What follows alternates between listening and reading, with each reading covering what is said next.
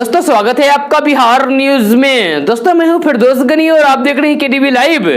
दोस्तों आज हो चुका है महीने की पहली तारीख 1 दिसंबर 2020। तो आज की बिहार की टॉप न्यूज लेकर आए हैं आपके लिए। दोस्तों वीडियो स्टार्ट करने से पहले आपसे एक रिक्वेस्ट है, अगर आप नए आए इस चैनल पर तो फिर चैनल को सब्सक्राइब करके बेल आइकन को भी प्रेस कर दीजिए और साथ में वीडियो को लाइक कीजिए, अपने दोस्तों के साथ शेयर भी कीजिए। तो चलिए दोस्तों स्टार्ट करते हैं आज का न्यूज। केंद्र सरकार की तरफ से लागू किए गए नए कृषि कानून के खिलाफ देश भर के किसान आंदोलन पर हैं और किसानों के इस आंदोलन पर बिहार के मुख्यमंत्री नीतीश कुमार ने अपनी प्रतिक्रिया दी है। जी हां, मुख्यमंत्री नीतीश कुमार ने कहा है कि बिहार में ऐसा कानून साल 2006 से ही प्रभावी है, यानी कि लागू है, और यहां किसानों को प्रोक्योरमेंट में कोई भी परेशानी नहीं हो रही है। साथ ही मुख्यमंत्री नीतीश कुमार ने कहा है कि हमने बिहार में पैक्स के माध्यम से प्रोक्योरमेंट की प्रक्रिया शुरू की और आज ये प्रभावी तरीके से काम कर रहा है। जी हालांकि नीतीश कुमार ने कहा है कि किसानों और केंद्र सरकार के बीच बातचीत होना बेहद ही जरूरी है। केंद्र सरकार लगातार कह रही है कि वह इस मामले पर स्थिति स्पष्ट कर देगी।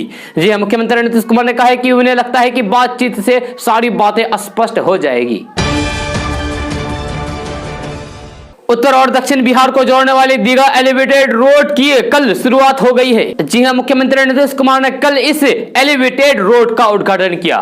जी हां, उद्घाटन के समय डिप्टी सीएम तारकिशोर प्रसाद, रेणु देवी, पथ निर्माण मंत्री मंगल पांडे समेत कई मंत्री मौजूद रहे। आपको बता दें कि इस रोड के शुरू होने से उत्तर और दक्षिण बिहार का संपर्क राजधानी पटना में प्रवेश किए बगैर हो पाएगा। जी हां, मुख्यमंत्री ने कल दोपहर 12:30 बजे एलिवेटेड रोड का उद्घाटन किया।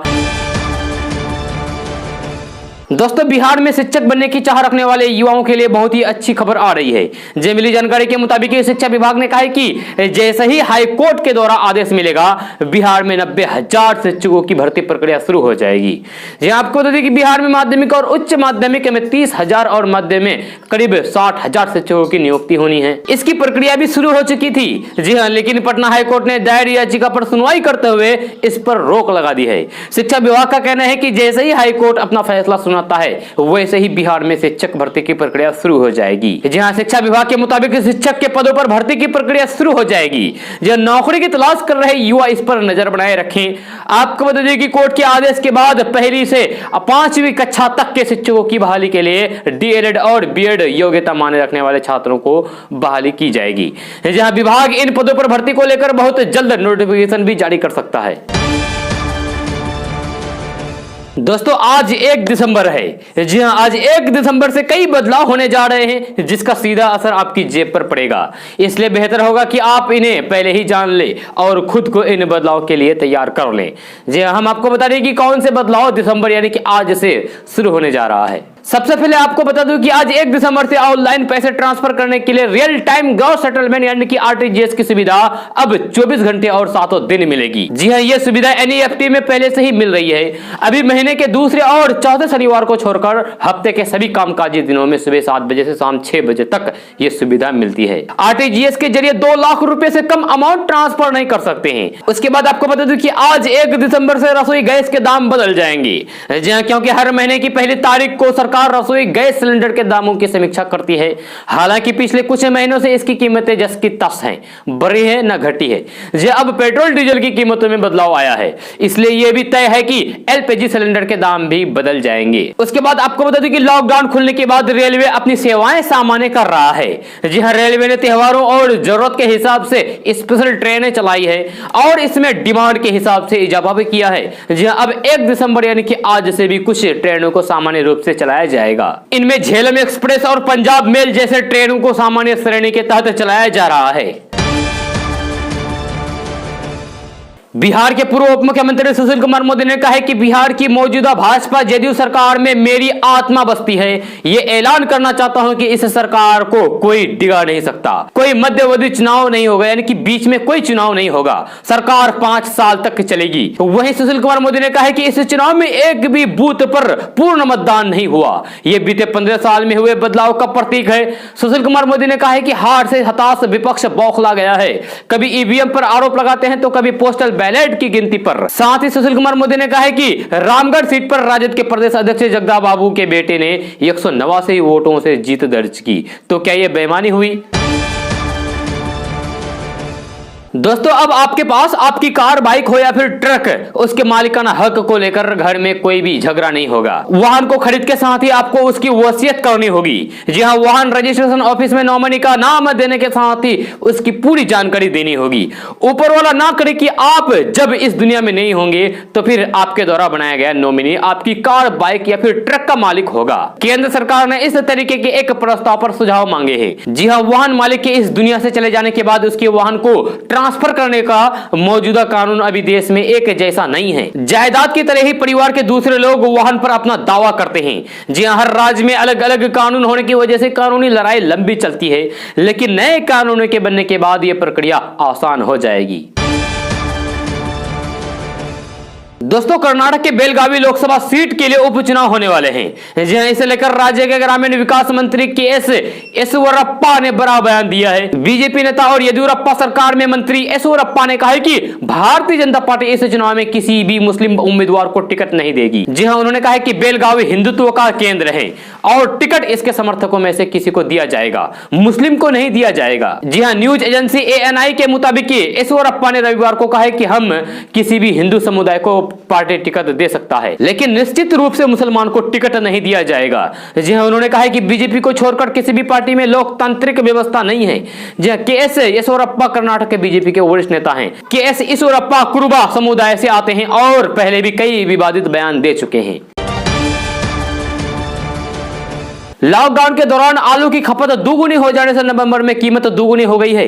जी हां, बारिश के कारण नई फसल आने में अभी और 15 दिन लग सकता है। जी हां, तभी कीमत नीचे आएगी। थोक व्यापारियों के अनुसार वर्ष 2019 में मार्च से सितंबर महीने के बीच छत्तीसगढ़ में आलू की प्रतिमाह औसत खपत 50 से 55 टन रही। जी हां, लॉकडाउन के दौर में हरी सब्जी के लिए बाजार जाने की जगह घर में आलू स्टॉक करने की प्रवृत्ति बढ़ी है। जी हां, परिणाम रहा है कि मार्च से सितंबर 2020 तक प्रदेश में प्रतिमाह 145 से 150 टन आलू की खपत रही है। यही वजह है कि वर्तमान में बाजार में आलू का संकट खड़ा हो गया है। व्यापारियों का स्टॉक भी धीरे धीरे खत्म हो रहा है। जी हां, वर्तमान में उत्तर प्रदेश और महाराष्ट्र में आलू की आपूर्ति छत्तीसगढ़ में की जा रही है, जहां ये कोल्ड स्टोरेज का आलू है। कम स्टॉक के कारण कीमतों में भारी तेजी है। जहां छत्तीसगढ़ के प्रमुख स्टॉकिंग रमेश बागवानी का कहना है कि लॉकडाउन के दौरान खपत बढ़ने के चलते स्टॉक कम हो गया है। पेट्रोल और डीजल के दाम में बीते 4 दिनों से जारी वृद्धि का सिलसिला एक बार फिर से थम गया है। जी हां, तेल विपणन कंपनियों ने सोमवार को पेट्रोल और डीजल के दाम में कोई भी बदलाव नहीं किया है। जी हां, उधर अंतर्राष्ट्रीय बाजार में कच्चे तेल के दाम में भी नरमी देखी जा रही है। बाजार के जानकार बताते हैं कि कच्चे तेल में नरमी राहत की खबर है, क्योंकि अंतर्राष्ट्रीय बाजार में कच्चे तेल के दाम में गिरावट से पेट्रोल और डीजल की कीमतें भी घट सकती है। हालांकि नवंबर में कच्चे तेल के दाम में काफी वृद्धि हो चुकी है, इसलिए पेट्रोल और डीजल के दाम में भी तत्कालीन गिरावट की संभावना नहीं है। बिहार की नई नवेली नीति सरकार के मंत्रिमंडल का बहुत जल्द विस्तार हो सकता है। जी हां, ऐसी चर्चा जोरों पर है, लेकिन इस मंत्रिमंडल विस्तार में किसी मुस्लिम नेता को मंत्री बनाया जाएगा या नहीं, यह लाख टके का सवाल है। जी हां, सवाल की वजह भी है, इस बार एनडीए की तरफ से एक भी मुस्लिम विधायक जीत कर नहीं आए हैं। भाजपा ने जहां एक भी मुस्लिम को टिकट नहीं दिया था, तो वहीं जेडीयू ने 11 मुस्लिम उम्मीदवार जरूर उतारे थे, लेकिन एक भी मुस्लिम उम्मीदवार चुनाव नहीं जीत पाया। जी हां, इस वजह से नीतीश मंत्रिमंडल के पहले विस्तार में किसी भी मुस्लिम को जगह नहीं मिल पाई है। नीतीश कुमार के पिछले मंत्रिमंडल में अल्पसंख्यक कल्याण मंत्री के तौर पर खुर्शीद आलम मंत्री थे, लेकिन इस बार वे भी हार गए। जी हां, अब जब फिर से मंत्रिमंडल विस्तार की चर्चा है और बताया जा रहा है कि दिसंबर में कभी भी मंत्रिमंडल का विस्तार हो सकता है। इसमें किसी मुस्लिम को मंत्रिमंडल में शामिल मुख्यमंत्री नीतीश कुमार कर सकते हैं। जी हां, आपको बता दें कि जेडीयू में इस वक्त 5 मुस्लिम एमएलसी है। गुलाम रसूल बलियावी, राजद से जदयू में आए कमरे आलम, गुलाम गौस, तनवीर अख्तर और खालिद अनवर। जहां चर्चा है कि इन्हीं 5 में से किन्हीं को नीतीश कुमार मंत्री बना सकते हैं। लेकिन एक चर्चा और भी तेज है और वो है बसपा से एक मात्र चुनाव जीते हुए जमा खान। जहां सूत्र बताते हैं कि जमा खान की मुलाकात नीतीश कुमार से भी हो चुकी है और जमा खान को मंत्री बनाने का आश्वासन भी मिला है, लेकिन शर्त है कि पहले जमा खान जेडीयू में शामिल हो जाए। बिहार में शराबबंदी कानून को लागू हुए भले ही 5 साल पूरे होने को है, लेकिन राज्य के अंदर इस कानून की हकीकत सबको पता है, आपको भी पता है। जी हां, शराब की उपलब्धता और होम डिलीवरी सिस्टम को लेकर लगातार सरकार की कार्यशैली पर सवाल खड़े होते रहते हैं। खुद मुख्यमंत्री नीतीश कुमार ने पिछले दिनों चुनाव के दौरान शराबबंदी को लेकर जमीनी हकीकत से जुड़े कड़वे सवालों का सामना किया है। ऐसे में अब नीतीश हर कीमत पर शराबबंदी को कड़ाई से लागू करने की तैयारी में है। शराबबंदी लागू होने के बाद बिहार में माफियाओं ने जो समांतर सिस्टम खड़ा किया है उसे कैसे ध्वस्त किया जाए, इसे लेकर कार्य योजना बनाई जा रही है। जी हां, सरकार ये भली भांति समझ रही है कि शराब माफियाओं के साथ मिलकर शासन और प्रशासन में बैठे अधिकारियों और कर्मचारियों के साथ साथ पुलिस कर्मियों ने किस कदर पैसा बनाया है, जब कैसे वो इस अवैध सिस्टम का हिस्सा बन चुके हैं, कैसे माफियाओं के साथ मिलकर अवैध उगाही की जा रही है। इन सब पर नकेल कसने के लिए अब सरकार ने नजर टेढ़ी कर दी है। जी हां, शराबबंदी कानून को सफल बनाने के लिए इसके जरिए मुख्य सचिव ने सभी जिलों के डीएम एसपी को निर्देश जारी कर दिया है। मुख्य सचिव की तरफ से सभी जिलों के डीएम और एसपी को एक पत्र भेजा गया है, जिसमें कहा गया है कि वैसे अधिकारियों, सरकारी सेवकों और पुलिस कर्मियों की पहचान की जाए जिनके जिम्मे शराबबंदी कानून को सख्ती से लागू करने का काम है, और उसके बावजूद ये नहीं हो पा रहा है। शराबबंदी काले कारोबार में शामिल अफसरों, कर्मचारियों पर नकेल कसी जाए और इसके लिए खुफिया निगरानी की जाए। केंद्रीय गृह मंत्री और बीजेपी के वरिष्ठ नेता अमित शाह का भांजा बनकर ठगी करने वाले एक युवक को पुलिस ने गिरफ्तार कर लिया है। जहां ये युवक खुद को विराज शाह बताकर बीजेपी विधायकों के ही चुना लगा रहा था। गांधीनगर के रहने वाले इस युवक का नाम यस अमीन है और ये खुद को केंद्रीय गृह मंत्री अमित शाह का भांजा विराज शाह बता रहा था। युवक खुद को अमित शाह का भांजा बताते हुए आगरा दक्षिण सीट के बीजेपी विधायक योगेंद्र उपाध्याय से 40,000 रुपए ठगने का प्रयास किया। जी हां, शक होने पर विधायक जी ने छानबीन शुरू कर दी तो फिर पता चला कि युवक का असली नाम यस अमीन है। उन्होंने तत्काल इसकी सूचना पुलिस को दी और फिर पुलिस ने आरोपी को गिरफ्तार कर लिया। केंद्र सरकार के नए कृषि कानून के खिलाफ प्रदर्शन कर रहे किसानों का आंदोलन अब बड़ा रूप लेता जा रहा है। जी हां, किसान आंदोलन का आज 6वां दिन है और दिल्ली की सीमा पर लगातार हजारों की तादाद में किसान जमे हुए हैं। जी हां, किसानों ने सिंधु और टिकरी बॉर्डर पर अपना डेरा जमाए रखा है और प्रशासन की तरफ से बुराड़ी स्थित निरंकारी ग्राउंड में प्रदर्शन करने की इजाजत को उन्होंने ठुकरा दिया है। केंद्र सरकार के रवैये को देखते हुए किसानों ने अब राष्ट्रीय राजधानी की नाकेबंदी की रणनीति पर काम करना शुरू कर दिया है। जी हां, दिल्ली में प्रवेश करने के लिए कुल 5 बॉर्डर हैं, जिनमें से 2 को किसानों ने अपने जमावड़े से बंद कर दिया है। पटना जिला के फतुहा थाना क्षेत्र के सोनारू मोड़ के पास उस वक्त अफरा तफरी मच गई जब 3 दुकान में भीषण आग लग गई। जहां आग लगने से दुकान में रखे लाखों का सामान जलकर राख हो गया। बताया जा रहा है कि टायर बनाने की दुकान में आग लगी और फिर देखते ही देखते आसपास का फर्नीचर दुकान और होटल भी आग की चपेट में आ गया। अचानक से 3 दुकानों में आग लगने की वजह से इलाकों में अफरा तफरी का माहौल कायम हो गया। जी हां, आग की सूचना पर फतुहा थाना की एक मिनी दमकल और एक बड़ी दमकल गाड़ी ने पहुंचकर आग पर काबू पाया, लेकिन दमकल आने से पहले ही तीनों दुकान और दुकान में रखे सामान जलकर खाक हो चुका था। घटना के बारे में कयास लगाया जा रहा है कि बारात के पटाखे खींचने गाड़ी से आग लगी है। दोस्तों, इस वक्त एक बड़ी खबर सामने आ रही है, जहां पटना से जयनगर आ रही इंटरसिटी ट्रेन की एक बोगी स्टेशन पहुंचने से पहले ही जयनगर में पटरी से उतर गई। जी हां, बताया जा रहा है कि ट्रैक पर एक सांड आ गया, जिस वजह से यह हादसा हुआ। हालांकि अभी तक यात्रियों के हताहत होने की कोई भी सूचना सामने नहीं आई है। हादसे में इंजन से दूसरी बोगी पटरी पर उतर गई। जी हां, स्टेशन अधीक्षक राजेश मोहन मल्लिक ने बताया कि यात्रियों को कोई भी नुकसान नहीं हुआ है। ट्रेन रूट भी क्लियर कर दिया गया है। जल्द से जल्द आवागमन सुचारू रूप से बहाल करने में रेलकर्मी जुटे हुए हैं।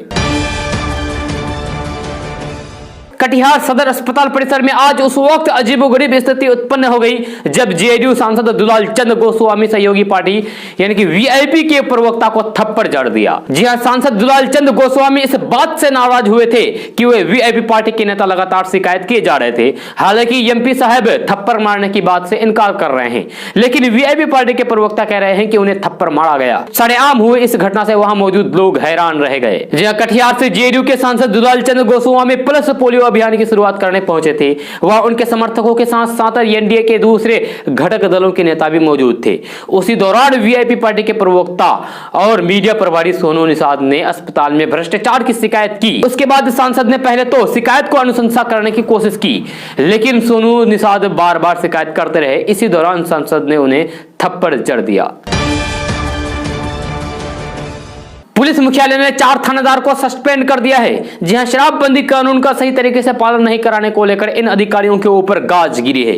इन्हें तत्काल प्रभाव से निलंबित कर दिया गया है। पटना के कंकड़बाग के थानादार अजय कुमार, वैशाली के गंगा ब्रिज थाना अध्यक्ष पंकज कुमार संतोष, मुजफ्फरपुर के अय्यारपुर के थाना अध्यक्ष दिनेश कुमार और फिर मुजफ्फरपुर के मीनापुर थाना अध्यक्ष अविनाश चंद को सस्पेंड कर दिया गया है। सरकार की ओर से बार बार चेतावनी देने के बावजूद भी इन अफसरों के काम में लापरवाही देखी गई थी, जिसके बाद मुख्यालय ने कड़ा कदम उठाते हुए इन्हें निलंबित कर दिया है। दोस्तों, मुख्यमंत्री नीतीश कुमार की 7 निश्चय योजना में भ्रष्टाचार की गवाही देने वाली तस्वीरें सामने आने लगी है। जी हां, सहरसा में 7 निश्चय योजना के तहत बनी सड़कें 1 साल में ही ध्वस्त होने लगी है। लोग अधिकारियों से भ्रष्टाचार की शिकायत कर रहे हैं, लेकिन कार्रवाई जीरो है, कोई कार्रवाई नहीं हो रही है। तस्वीर में दिख रही सड़क सहरसा जिले के सिमरी बख्तियारपुर प्रखंड के खजूरी पंचायत की है। इस पंचायत के वार्ड नंबर 10 में मुख्यमंत्री की 7 निश्चय योजना के तहत 1 साल पहले सड़क बनवाई गई थी। सड़क बनाने का जिम्मा वार्ड समिति को दिया गया था, लेकिन रोड बनने में ऐसा खेल हुआ कि 1 साल में वह रोड ध्वस्त हो गया।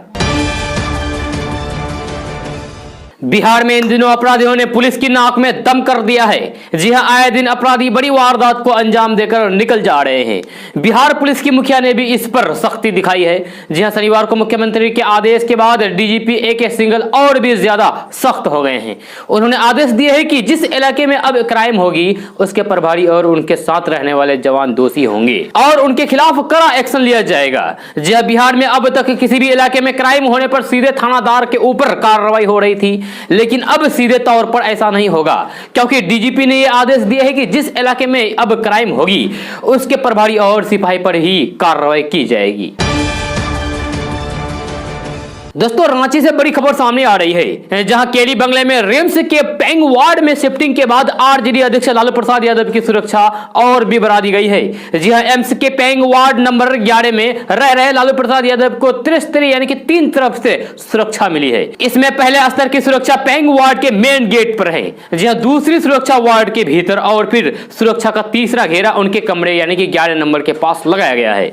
इतना ही नहीं, लालू प्रसाद यादव जब कमरे के बाहर टहलने के लिए निकलेंगे तो उनके चारों ओर सुरक्षा तैनात रहेगी, ताकि कोई भी बाहरी व्यक्ति ना मिल सके। लालू सुरक्षा की कमान डीएसपी स्तर के अधिकारियों को दी गई है। समय समय पर रांची के डीएसपी और एसपी उसकी मॉनिटरिंग करते रहेंगे। कोरोना लॉकडाउन का असर तो बाजार पर बाद में दिखाई दिया, लेकिन इलायची के दाम उससे पहले ही बढ़ना शुरू हो गए थे। जी हां, जनवरी 2020 में चढ़ना शुरू हुए इलायची के दाम अनलॉक तक 7,000 रुपए किलो तक पहुंच गए थे। जो रेट बढ़ने के चलते भारतीय इलायची के सबसे बड़े ग्राहक सऊदी अरब ने भी इलायची की खरीद कम कर दी। चाय और पान वालों ने भी इलायची का इस्तेमाल बंद कर दिया, लेकिन अब एक बार फिर से इलायची अपने पुराने रेट पर उतर आई है। जी हां, थोक कारोबारियों की माने तो अच्छी क्वालिटी की इलायची 7,000 रुपए के भाव तक पहुंच गई थी। रेट बढ़ने का असर एक्सपोर्ट पर भी पड़ा था। भारतीय बाजार में भी इलायची की डिमांड कम हो गई थी, लेकिन माल आने के बाद ही अब इलायची के दाम गिरने लगे हैं। जी हां, दीपावली के कुछ दिन पहले से ही इलायची के दाम गिरना शुरू हो गए थे। आज बाजार में 2 से लेकर 3,000 रुपए किलो तक इलायची बिक रही है। दोस्तों, खेत में धान काटने का काम अब खत्म होने लगा है। जी हां, किसानों ने अपना धान बेचना भी शुरू कर दिया है। साहूकार और व्यवसायी जरूरतमंद किसानों से औने पौने दाम पर धान खरीद रहे हैं। दूसरी तरफ प्रशासन का कहना है कि अभी भी धान में नमी की मात्रा तय मानक से अधिक है, इसलिए सरकारी स्तर पर धान खरीद की प्रक्रिया शुरू नहीं हो पाई है। पटना जिला सहकारिता विभाग धान खरीद की सभी प्रक्रिया तेजी से पूरा करने में जुटा हुआ है। हालांकि अभी तक कहीं भी धान खरीद केंद्र नहीं खुले हैं। कटिहार जिला में चोरों ने एक सूने पड़े घर पर हाथ साफ कर दिया और लगभग 2 लाख के सामान लेकर चलते बने। जी हां, गृह स्वामी को घटना की सूचना तब मिली जब केयर टेकर घर में झाड़ू लगाने पहुंचा। जी हां, इसकी सूचना तत्काल पुलिस को भी दी गई। पुलिस मामले की जांच पड़ताल कर रही है। आपको बता दें कि घर के स्वामी कटिहार जिला के ललियाही मोहल्ले में रहते हैं। उन्होंने घर के रखवाली की जिम्मेवारी एक केयर टेकर को दे रखी है। जी हां, रविवार की रात केयर टेकर अपने स्वामी के घर पर नहीं था। इस बीच चोरों ने मौका पाकर इस घटना को अंजाम दिया। जी हां, यह घटना मनसाही थाना क्षेत्र के साहेब नगर पंचायत स्थित केवाला गांव में घटी है। कार्तिक पूर्णिमा के मौके पर कटिहार जिले के मनिहारी पावन गंगा घाट पर श्रद्धालुओं ने अव्यवस्था के बीच आस्था की डुबकी लगाई। पूर्णिमा को लेकर श्रद्धालुओं का मनिहारी आने का सिलसिला कल सुबह से ही शुरू हो गया था। जी हां, व्यवस्था को कोसते हुए लोगों ने गंगा स्नान के बाद पूजा अर्चना की। पूर्णिमा को लेकर गंगा तट स्थित शिव मंदिर में 24 घंटे संकीर्तन का आयोजन भी किया गया। बहुजन समाजवादी पार्टी यानी कि बीएसपी की अध्यक्ष मायावती ने उत्तर प्रदेश की योगी आदित्यनाथ सरकार पर लागू लव जिहाद का कानून का विरोध किया है। जी हां, मायावती ने ट्वीट करके उसे वापस लेने की मांग की है। बसपा सुप्रीमो मायावती ने कहा है कि लव जिहाद को लेकर यूपी सरकार द्वारा आपाधापी में लाया गया धर्म परिवर्तन अध्यादेश अनेकों आशंकाओं से भरा है। जी हां, जबकि देश में कहीं भी जबरन और छल से धर्मांतरण को ना तो खास मान्यता है और ना ही स्वीकार्यता। इस संबंध में कई कानून पहले ही प्रभावी हैं। जी हां, सरकार इस पर पूर्ण विचार करें, बीएसपी की यह मांग है। बंगाल की खाड़ी में एक बार फिर से निम्न दबाव का क्षेत्र बन चुका है। भारत मौसम विज्ञान विभाग के अनुसार अगले 24 घंटे में इसके गहरे निम्न दबाव के क्षेत्र में परिवर्तन होने का अनुमान है। मौसम विभाग ने जानकारी दी है कि इसके चलते अगले 4 दिनों तक तमिलनाडु, पुडुचेरी, केरल और आंध्र प्रदेश के तटीय हिस्सों में मध्यम से बारिश हो सकती है। जी हालांकि बिहार का इस पर कोई भी असर नहीं पड़ेगा। बिहार चुनाव में हार के बाद लालू प्रसाद यादव की पार्टी राजद एक्शन में है। राजद ने पार्टी विरोधी काम करने वाले 3 नेताओं को पार्टी से सस्पेंड कर दिया है। इन नेताओं पर पार्टी के आधिकारिक उम्मीदवार को हराने का आरोप लगा था। जी हां, राजद के तीनों को 6 साल के लिए पार्टी से निकाल दिया गया है। मिली जानकारी के अनुसार दल विरोधी गतिविधियों में शामिल रहने के कारण राजद ने हरसिद्ध विधानसभा के 3 कार्यकर्ताओं को पार्टी से 6 साल के लिए निष्कासित कर दिया है। मुख्यमंत्री 7 निश्चय योजना में भले ही गया जिले बेहतर बनने की कोशिश में है, लेकिन योजना के तहत किए गए दावे और हकीकत में जमीन आसमान का अंतर है। खासकर हर घर नल जल और गली नाली योजनाओं का बुरा हाल है।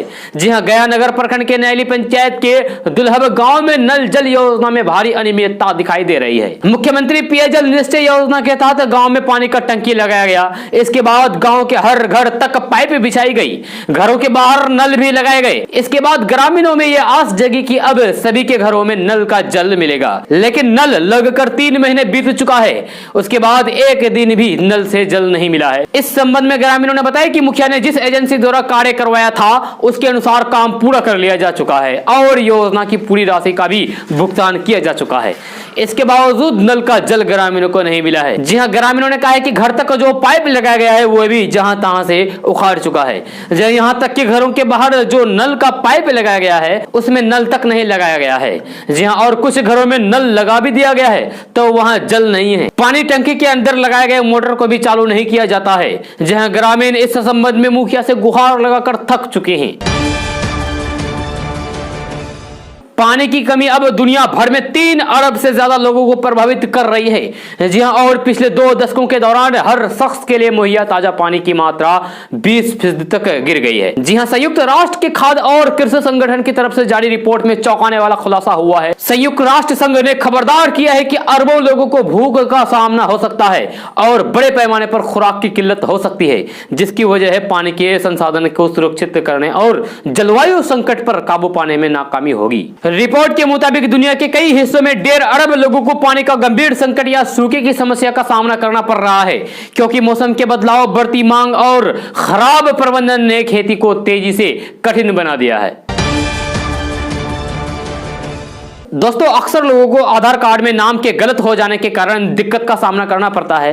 जी हां, आधार कार्ड और पैन कार्ड में अपना नाम सही किया जा सकता है। जी हां, आधार कार्ड में अपना नाम सही करने के लिए आपको आधार नामांकन केंद्र पर जाकर आधार संशोधन फॉर्म भरना होगा। जी हां, वहां पर फॉर्म भरकर सही जानकारी भरने के साथ ही उन डॉक्यूमेंट्स की कॉपी भी अटैच करनी होगी जिसमें आपके सही नाम दर्ज है। इसके बाद आपको सही जानकारी अपडेट करने के लिए 25 से ₹30 तक भुगतान करना पड़ता है। जी हां, इस प्रोसेस को फॉलो करने के बाद आपका नाम सही हो जाएगा। तो चलिए अब आपको बताते हैं कि पैन कार्ड में अपना नाम कैसे सही करें। तो पैन कार्ड में नाम में गलती होने पर नेशनल सिक्योरिटी डिपॉजिटरी लिमिटेड की वेबसाइट पर जाएं। यहां पर करेक्शन इन एग्जिस्टिंग पैन के ऑप्शन को चुनें। जी हां, इसके बाद कैटेगरी टाइप को चुनें। इन डॉक्यूमेंट्स की कॉपी भी अटैच करनी होगी जिसमें आपकी सही नाम दर्ज है। ऐसा करने के बाद सबमिट ऑप्शन पर क्लिक करें। इन सब के लिए आपसे कुछ शुल्क लिया जाएगा, जिसके बाद अपडेटेड पैन कार्ड आवेदन के दिन से 45 दिनों में रजिस्टर्ड पते पर भेज दिया जाएगा।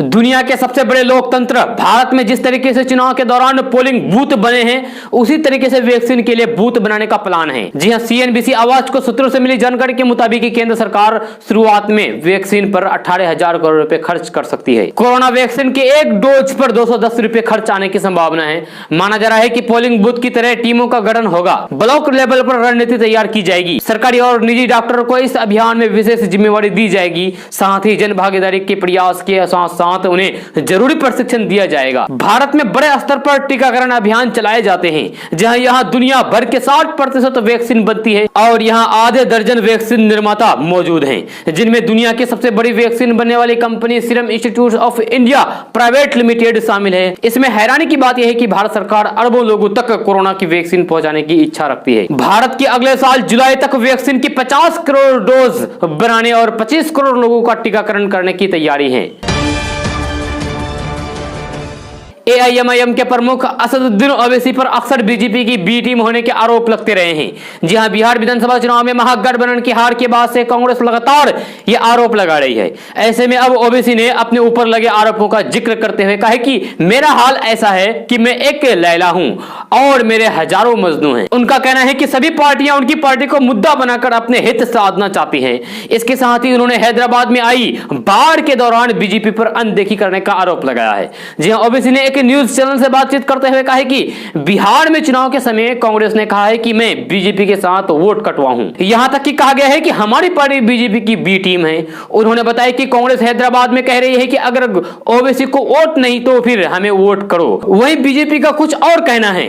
जी हां, लेकिन मुझे इन सब बातों से कोई भी फर्क नहीं पड़ता है। उन्होंने कहा है कि इन सब बातों से पता चलता है कि मैं एक लैला हूं और हर कोई चाहता है कि मेरा मुद्दा बनाकर वोट प्राप्त करे। उन्होंने कहा है कि इन पार्टियों का खेल हैदराबाद की जनता देख रही है। यहां की जनता जानती है कि ओबीसी की पार्टी हैदराबाद और बेहतर बनाने में जुटी हुई है।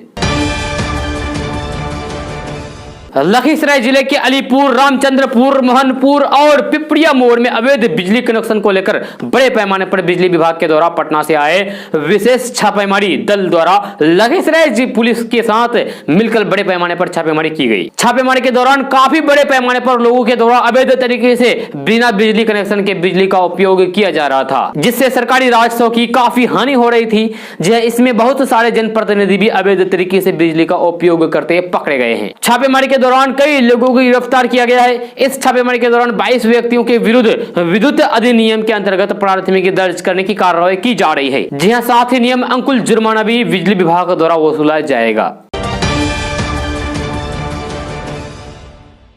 दोस्तों, आज का न्यूज़ बस यहाँ तक। कैसा लगा जरूर अपना सुझाव दीजिएगा नीचे कमेंट बॉक्स में कमेंट करके। अगर आप नए हैं इस चैनल पर तो फिर चैनल को सब्सक्राइब करके बेल आइकन को भी प्रेस कर दीजिए और साथ में वीडियो को लाइक कीजिए, अपने दोस्तों के साथ शेयर भी कीजिए। तो चलिए दोस्तों, फिर मिलते हैं अगले वीडियो में। जय हिंद, जय बिहार।